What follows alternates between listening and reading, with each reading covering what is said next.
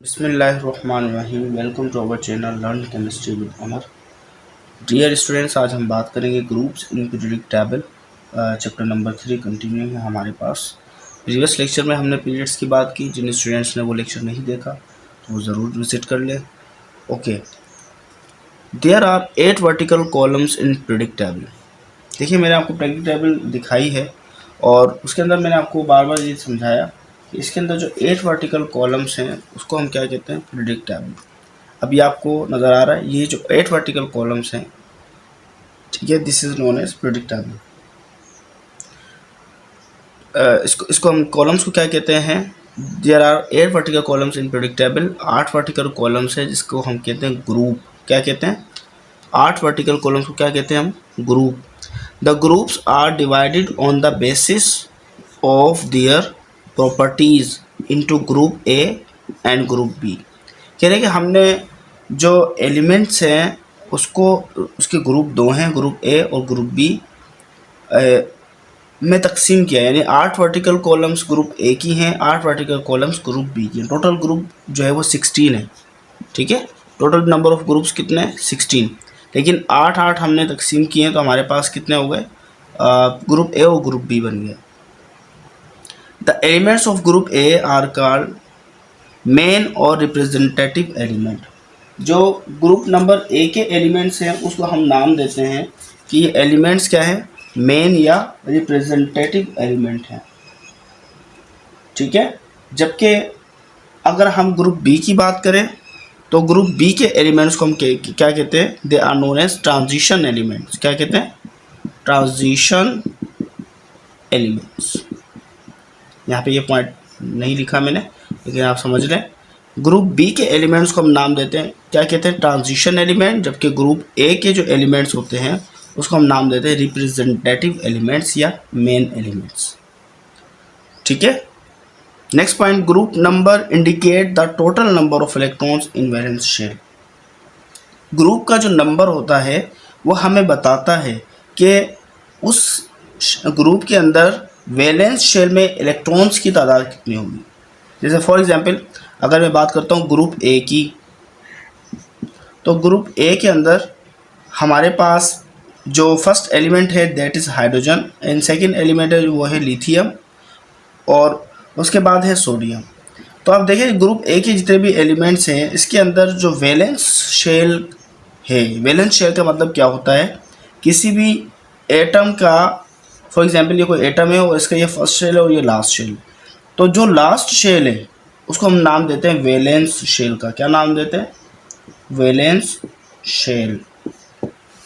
ये जो हमारे पास वैलेंस शेल है इसके अंदर इलेक्ट्रॉन्स कितने हैं?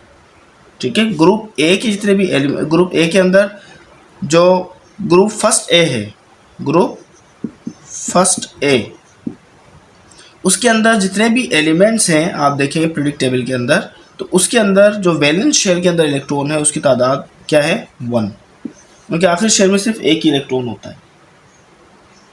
जबकि अगर इसी तरीके से अगर हम ग्रुप बी की बात करें, ठीक है, अब ग्रुप बी के अंदर ग्रुप नंबर 2 फर्स्ट ए और सेकंड ए की बात करें। अब सेकंड ए ग्रुप के अंदर फर्स्ट एलिमेंट है बेरियम, सेकंड एलिमेंट है मैग्नीशियम और थर्ड एलिमेंट है कैल्शियम, और इस तरीके से पूरा ग्रुप है सेकंड ग्रुप। तो सेकंड ग्रुप की जब आप इलेक्ट्रॉनिक कॉन्फ़िगरेशन निकालेंगे तो इसके आखिरी शेल में आपको 2 इलेक्ट्रॉन्स नज़र आएंगे। कितने इलेक्ट्रॉन्स नज़र आएंगे? 2 इलेक्ट्रॉन्स, यानी इसके वैलेंस शेल के अंदर 2 इलेक्ट्रॉन्स हैं। इसी तरीके से ग्रुप 3, ग्रुप 4, ग्रुप 5 जो भी हमने ग्रुप नंबर दिए हैं वो किस बेसिस पे दिए हैं? कि वैलेंस शेल के अंदर इलेक्ट्रॉन्स की तादाद जितनी है। अगर वैलेंस शेल में इलेक्ट्रॉन की तादाद 1 है तो ग्रुप ए के एलिमेंट है। अगर वैलेंस शेल में इलेक्ट्रॉन्स की तादाद 2 है, ठीक है, तो वो ग्रुप सेकंड ए के एलिमेंट है। इसी तरीके से अगर वैलेंस शेल में 3 इलेक्ट्रॉन है, ठीक है, 3 इलेक्ट्रॉन है, तो फिर वो कौन सा एलिमेंट हो जाएगा? वो आपका बोरोन हो जाएगा। देन बोरोन फैमिली हो जाएगी। और इसी तरीके से आपके पास फिर कार्बन फैमिली है, फिर नाइट्रोजन फैमिली है, फिर ऑक्सीजन फैमिली है, और फिर आखिर के अंदर आपके पास नोबेल गैसेस हैं। और उसके वैलेंस शेल में टोटल नंबर ऑफ इलेक्ट्रॉन्स की तादाद कितनी होती है? 8 इलेक्ट्रॉन्स, 8 इलेक्ट्रॉन्स होते हैं। और आपको पता है, मैंने आपको बताया था कि 8 इलेक्ट्रॉन से ज़्यादा इलेक्ट्रॉन नहीं होते किसी भी शेल के अंदर, ठीक है। तो वैलेंस शेल के अंदर कितनी तादाद है, 8 इलेक्ट्रॉन्स होते हैं हमारे पास जो नोबल गैसेस है उसमें। तो जो ग्रुप नंबर है वो किस हिसाब से हमने रखा है, इलेक्ट्रॉनिक कॉन्फ़िगरेशन निकालने पर वैलेंस शेल में जो आखिरी इलेक्ट्रॉन है, ठीक है, जो इलेक्ट्रॉन्स की तादाद है उसकी बेसिस के ऊपर हमने क्या रखा, ग्रुप को रखा, ठीक है। एक दफ़ा यहाँ देख लें। अब आप यहाँ देखिए हमारे पास ये हाइड्रोजन अटैच है यहाँ पे, इसको कहते हैं लिथियम फैमिली, ठीक है। हाइड्रोजन की कुछ प्रॉपर्टीज़ मिलती हैं, कुछ नहीं मिलती, तो हमें बहरहाल इसको हम नाम देते हैं लिथियम फैमिली का। क्या नाम देते हैं, लिथियम फैमिली। अब यहाँ पे जितने भी एलिमेंट हैं हाइड्रोजन को भी इंक्लूड कर लें आप, hydrogen, lithium, sodium, potassium, rubidium, तो इसके आखिरी शेल के अंदर एक इलेक्ट्रॉन है, तो इसलिए फर्स्ट ग्रुप के एलिमेंट है। Same like barium, magnesium, calcium, strontium, ठीक है, और इसी तरीके से बेरियम, तो ये हमारे पास ये सेकेंडरी ग्रुप के एलिमेंट है। इसकी इलेक्ट्रॉनिक कॉन्फ़िगरेशन निकालने पर आपको नज़र आएगा कि सेकेंड 2 इलेक्ट्रॉन्स है इसके आखिरी शेल के अंदर, यानी वैलेंस शेल में 2 इलेक्ट्रॉन है। फिर ये आप तो ग्रुप बी के एलिमेंट्स हैं, इसको हम क्या कहते हैं, ट्रांजिशन एलिमेंट्स, ठीक है। ये ग्रुप ए के कौन कौन से ग्रुप है, फर्स्ट है, सेकंड है, थर्ड है, फोर्थ है, फिफ्थ है, सिक्स्थ है, सेवन्थ है और एट्थ है। ये थर्ड है ग्रुप के एलिमेंट है, बोरॉन फैमिली कहते हैं इसको हम। और यहाँ पर जितने भी एलिमेंट्स हैं और इसके आप इलेक्ट्रॉनिक कॉन्फ़िगरेशन निकालेंगे तो आखिर शेल में 3 इलेक्ट्रॉन नज़र आएंगे, यहाँ पर 4 इलेक्ट्रॉन नज़र आएंगे, यहाँ 5, यहाँ 6, यहाँ 7 और यहाँ पे 8 इलेक्ट्रॉन। तो उस हिसाब से हमने यहाँ पे ग्रुप नंबर सजेस्ट किया कि ये ग्रुप फला ग्रुप के एलिमेंट्स है, क्योंकि इनके लिए इलेक्ट्रॉनिक कॉन्फ़िगरेशन में ये इतने इलेक्ट्रॉन्स आ रहे हैं वैलेंस शेल के अंदर। आई होप कि आपको ये बात समझ में आ गई होगी। ये बीच वाले जो हमारे पास एलिमेंट्स होते हैं they are known as transition elements, इसको हम क्या कहते हैं, ट्रांजिशन एलिमेंट्स, और ग्रुप बी के एलिमेंट्स कहलाते हैं, ठीक है। अगर आप देखें गौर से तो first B, second B, third B, fourth B, fifth B, sixth B, seventh B और एट्थ बी, ये 3 मिलाकर इसको पूरा 8 बी का नाम दिया गया है। और ये तो आपको पता है, ये मैंने आपको पहले ही इसको समझा दिया। अच्छा, अब 1 बाय 1 एक एक ग्रुप को डिस्कस कर लेते हैं और फिर ये ग्रुप के बाद हम आगे चलेंगे इसी तरीके से। ग्रुप फर्स्ट ए, इसको हम कहते हैं अल्कली मेटल्स और इसको लिथियम फैमिली भी कहा जाता है, ठीक है। मेटल्स हैं, ग्रुप फर्स्ट ए के जितने भी एलिमेंट्स हैं वो क्या है, मेटल इन नेचर है। मेटल्स क्या होते हैं, मेटल्स के बारे में और नॉन मेटल्स के बारे में मैंने आपको फर्स्ट चैप्टर में भी बताया था। Metals are the good conductors of heat and electricity, they easily bend, ठीक है, उसको हम मोड़ सकते हैं, उसकी शीट्स बना सकते हैं, ठीक है, उसकी वायर्स बना सकते हैं। और मेटल्स के अंदर फ्री इलेक्ट्रॉन्स पाए जाते हैं जो कि हीट और इलेक्ट्रिसिटी की कंडक्शन की वजह बनते हैं, यानी हीट और इलेक्ट्रिसिटी फ्री इलेक्ट्रॉन्स की वजह से उसमें से पास आउट होती है। तो आपके पास जो फर्स्ट ए ग्रुप है इसको हम लिथियम फैमिली भी कहते हैं, क्योंकि फर्स्ट एलिमेंट इसका लिथियम है। हाइड्रोजन को भी हम फर्स्ट ए ग्रुप का एलिमेंट इसलिए कहते हैं क्योंकि इसकी इलेक्ट्रॉनिक कॉन्फ़िगरेशन निकालने पर जो आती है वो उसके वैलेंस शेल के अंदर भी एक ही इलेक्ट्रॉन होता है। तो हाइड्रोजन भी फर्स्ट ए ग्रुप का एलिमेंट है, ठीक है। हाइड्रोजन फैमिली इसलिए नहीं कह रहे क्योंकि हाइड्रोजन जो है वो मेटल इन नेचर नहीं है, जबकि फर्स्ट ग्रुप के सारे एलिमेंट मेटलिक नेचर के होते हैं, लिथियम, सोडियम, पोटेशियम। अच्छा, अब स्टूडेंट्स को चाहिए कि वो इन नामों को अब आहिस्ता आहिस्ता जो है सिंबल्स के ज़रिए याद करें। मैंने यहाँ पर पूरा डिटेल में नाम नहीं लिखा, सिंबल्स लिखी हैं, और सिंबल्स लिखने की वजह यह है कि आपको आहिस्ता आहिस्ता सिंबल्स देकर ही आपको नाम एलिमेंट के आना शुरू हो जाए। तो lithium, sodium, potassium, rubidium, caesium और फ्रांशियम, तो इस आपके पास फर्स्ट ए ग्रुप है, इसके ये एलिमेंट्स हैं। और इसके आप वैलेंस शेल के अंदर कितने इलेक्ट्रॉन्स होते हैं, 1 इलेक्ट्रॉन होता है। जब हम इसकी इलेक्ट्रॉनिक कॉन्फ़िगरेशन निकालेंगे, so on reaction they lose 1 electron, यानी यूनिवैलेंट कैटाइन बनाते हैं। ये बड़ा इंटरेस्टिंग पॉइंट है, आप इसको गौर से समझिएगा। यूनिवैलेंट कैटाइन या कैटाइन क्या होता है, मैंने आपको कहा था कि जब भी कोई एटम क्या करता है, अपने वैलेंस इलेक्ट्रॉन को लूज करता है, ठीक है। फॉर एग्जांपल ये कोई एटम है और इसके अंदर वैलेंस इलेक्ट्रॉन यहाँ पे ये इलेक्ट्रॉन है, और इसने जब इसने किसी दूसरे एटम के साथ रिएक्शन किया तो अपने इस इलेक्ट्रॉन को क्या कर दिया, लूज़ कर दिया। लूज़ करने पर इस पूरे एटम के ऊपर एक चार्ज आ जाएगी पॉजिटिव की, तो हम कहेंगे कि positive charge atom is known as cation. Same like जब ये इलेक्ट्रॉन अपना लूज करेगा तो जिस एटम को देगा वो एटम इलेक्ट्रॉन गेन करेगा, गेन करने पर उस पर आ जाएगी नेगेटिव चार्ज। तो negative charge atom is known as, अगर किसी एटम पे नेगेटिव चार्ज है तो उसको हम क्या नाम देंगे, एनाइन का। ठीक है, तो यूनिवैलेंट कैटाइन का मतलब क्या है, यूनिवैलेंट कैटाइन यानी ऐसा कैटाइन बनाए जिसमें एक एटम सिर्फ 1 इलेक्ट्रॉन लूज करे। ठीक है, ऐसे भी एटम्स है ना जो 2 इलेक्ट्रॉन लूज करते हैं, जो सेकेंडरी ग्रुप है, अभी हम आगे पढ़ेंगे। ठीक है, वो डाइवैलेंट कैटाइन बनाते हैं, तो वो 2 इलेक्ट्रॉन लूज करते हैं। तो यूनिवैलेंट कैटाइन ऐसे एटम्स होते हैं जो ऑन रिएक्शन 1 इलेक्ट्रॉन को लूज करते हैं, तो उस कैटाइन को नाम देते हैं यूनिवैलेंट कैटाइन। ठीक है, देन रिएक्टिव मेटल्स, ये जो फर्स्ट ग्रुप है ये हाईली रिएक्टिव मेटल्स हैं, क्योंकि ये फौरन अपना इलेक्ट्रॉन लूज करने की सलाहियत रखते हैं। किसी भी एटम के साथ केमिकल बॉन्ड बनाने में ये बहुत ज़्यादा रिएक्टिव होते हैं। सो लो मेल्टिंग पॉइंट, इनका मेल्टिंग पॉइंट भी क्या होता है, लो होता है। मेल्टिंग पॉइंट क्या होता है, द पॉइंट ऑफ टेम्परेचर। ठीक है, ऐसा टेम्परेचर का पॉइंट जिसमें कोई सॉलिड जो है वो लिक्विड स्टेट में कन्वर्ट हो जाए। ठीक है, जैसे अगर आयरन है तो मैं आयरन को अगर हीट करता हूँ तो एक ऐसा पॉइंट जिसमें लोहा सॉलिड फॉर्म में था, सॉलिड फॉर्म से किस में आ गया, लिक्विड फॉर्म के अंदर आ गया। ठीक है, तो ये जो पॉइंट ऑफ टेम्परेचर है उस पॉइंट ऑफ टेम्परेचर को नाम देंगे मेल्टिंग पॉइंट का। तो इनका लो मेल्टिंग पॉइंट होता है अल्कली मेटल्स का, फर्स्ट ग्रुप का। देन नेक्स्ट पॉइंट है francium, it is radio active element. First chapter में भी हमने बात की थी radio active element, radio activity. यहाँ पे एक दफ़ा थोड़ा सा समझा देता हूँ रेडियो एक्टिव क्या है। रेडियो एक्टिव एलिमेंट्स क्या होते हैं, जो स्पॉन्टेनियस इमिशन ऑफ रेडिएशंस करते हैं। क्या करते हैं, स्पॉन्टेनियस इमिशन ऑफ रेडिएशन। वो कब करते हैं, जब उनका क्या होता है, न्यूक्लियस डिसइंटीग्रेट होता है और ड्यू टू अनस्टेबिलिटी।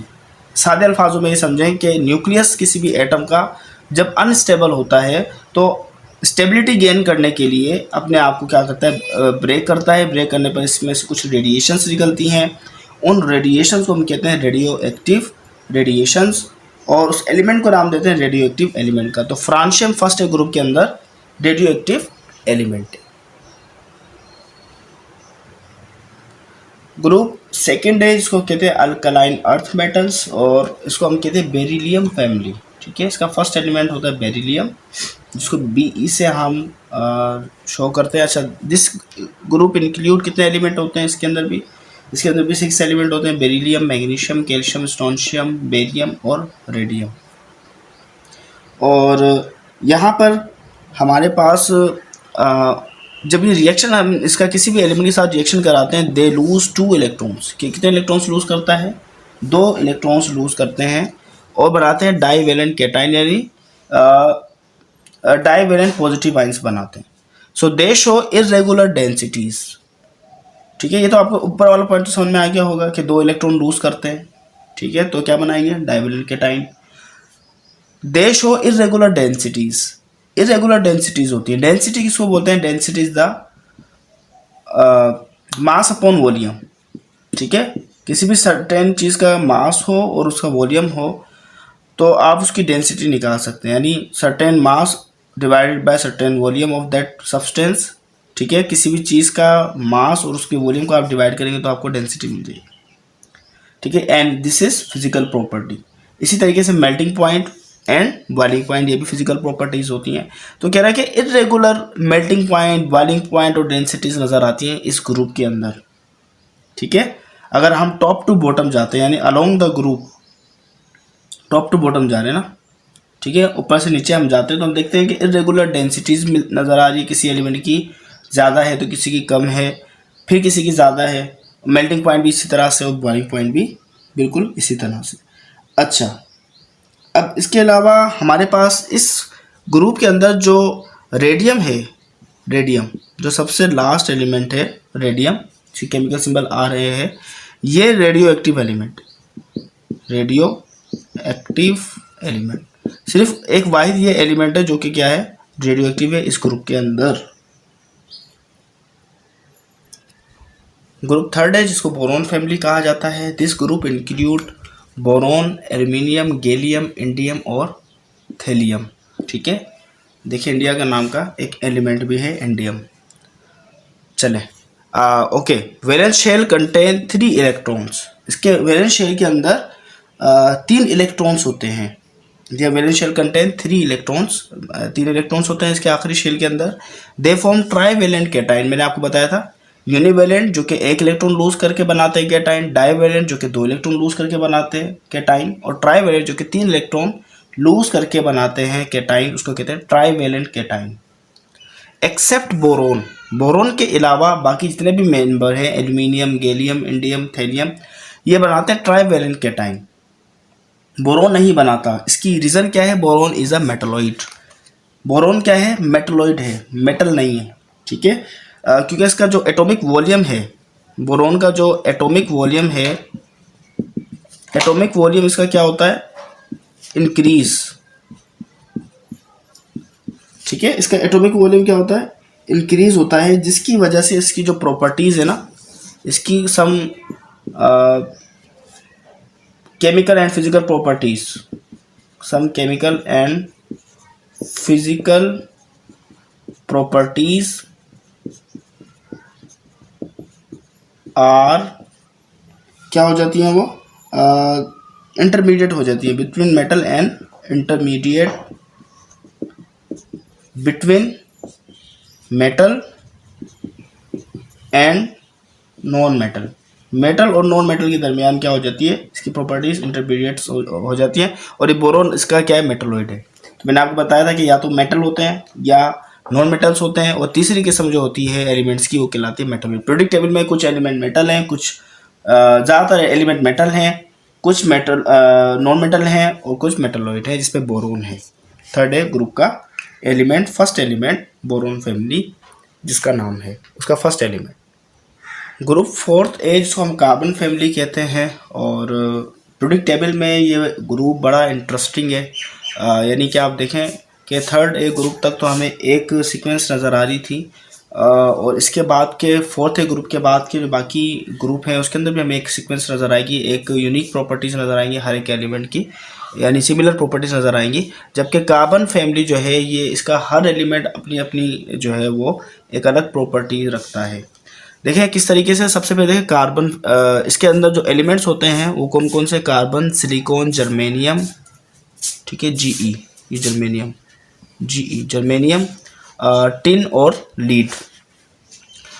ये हमारे पास इसके 6 मेंबर हैं, और इसके वैलेंस शेल कंटेन 4 इलेक्ट्रॉन्स। ये तो आपको पता है कि इसके आखिरी शेल में कितने इलेक्ट्रॉन्स होते हैं? 4 इलेक्ट्रॉन्स होते हैं। ठीक है, अब इसमें कार्बन, सिलिकॉन और जर्मेनियम, ये जो 3 एलिमेंट है, कार्बन, सिलिकॉन और जर्मेनियम, ये बनाते हैं कोवेलेंट बॉन्ड। क्या बनाते हैं? Covalent bond. What is the covalent bond? Chapter number 2 में भी हमने बात की कि जब इलेक्ट्रॉन्स की दो एटम्स के दरमियान इलेक्ट्रॉन्स की शेयरिंग होती है, तो शेयरिंग ऑफ इलेक्ट्रॉन की वजह से जो बॉन्ड बनता है, उस बॉन्ड को हम कहते हैं covalent bond. Sharing of electrons होती है। ठीक है, अगर ट्रांसफर ऑफ इलेक्ट्रॉन होता है तो क्या बनता है? Ionic bond. देन टिन और lead exhibit variable valence 2 and 4। कह रहे हैं कि टिन और लीड है ना, उसकी वैलेंस जो है, उसके जो बॉन्ड हैं वो जो है वो वेरिएबल रहते हैं। कभी 2 बना रहा होता है किसी दूसरे एलिमेंट के साथ, कभी 4 बना रहा होता है। Okay, then carbon non metal. Carbon जो है वो नॉन मेटल है। इस ग्रुप के अंदर कार्बन जो है वो नॉन मेटल है, जबकि सिलिकॉन और जर्मेनियम ये मेटलॉइड हैं, और टिन और लेड ये क्या है? मेटल्स हैं। ठीक है, अब आप ये देख रहे हैं कि इस ग्रुप के अंदर एक इंटरेस्टिंग चीज़ क्या है कि कार्बन नॉन मेटल है, फिर नीचे हम गए तो मेटलॉइड आ गए, सिलिकॉन और जर्मेनियम, फिर और नीचे गए तो टिन और लीड आ गए मेटल्स। तो मेटेलिक करेक्टर इंक्रीज हो रहा है डाउन द ग्रुप। एक ट्रेंड हमें नज़र आया।